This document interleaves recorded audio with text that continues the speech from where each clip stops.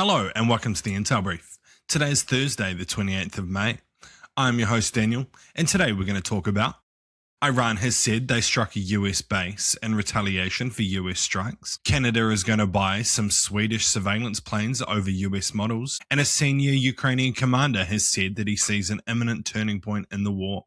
So firstly, Iran's Revolutionary Guard on Thursday said it targeted a US base in retaliation for American airstrikes, according to the state broadcaster. In a statement, they said, following this morning's aggression by the invading US military against a location on the outskirts of Bandar Abbas Airport using aerial projectiles, the American base that served as the source of the attack was targeted at 4:50 a.m. The Revolutionary Guard did not disclose its location of the base that was attacked, but Kuwait, a US ally, said earlier in the day that it was responding to a missile and drone attack early on Thursday morning. So what?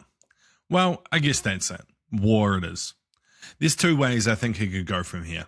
A bit of slowly, where, the escalation slowly ticks up, similar to as we've seen it in the last few days, or the US goes back to all-out conflict, conducting significant airstrikes against numerous locations all at once. Another attempt at a shock and awe movement.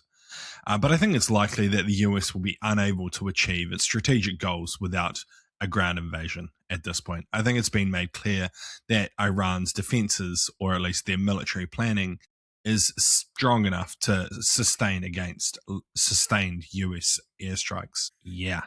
Not something the US really wants to hear. Next, Canadian Prime Minister Mark Carney announced on Wednesday that his government would not purchase early warning radar planes from the United States, opting instead for a European model.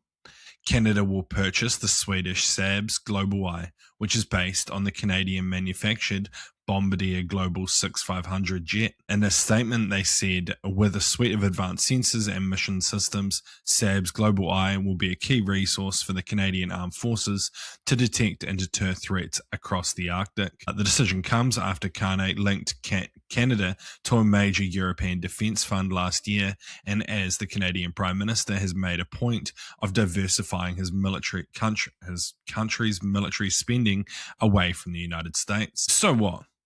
I think this is a direct fallout both from Trump's rhetoric and the way US defense procurement works. Wanting to withdraw from these global pacts and become more insular has definitely pushed European and Canada away from US defense manufacturing. But then on top of that, if you're buying US defense products and the US, say, goes to war with another country, then anything you have purchased is put on back order because the US gets priority over them, which makes complete sense, right? If you're a US defense manufacturer, you need to primarily serve the US, but that kind of directly affects any third-party countries who are purchasing your products, because why would they want to wait until you're finished fighting another war to, get their planes that they ordered 5 years ago? It puts a real dampener on anyone trying to sell to other countries. Yeah, and it's highly likely, I think, other European nations will continue to look for EU suppliers, just primarily because of this. There's been a bunch of cases recently where products have been delayed because the US has gone to war with Iran, and they need just more equipment, more missiles, more air defense systems. So yeah. And I think at the end of the day, this is just going to hurt the US bottom line. Selling weapons to your own country is somewhat profitable, but selling them to a third-party country is a great way of bringing huge amounts of money into your country.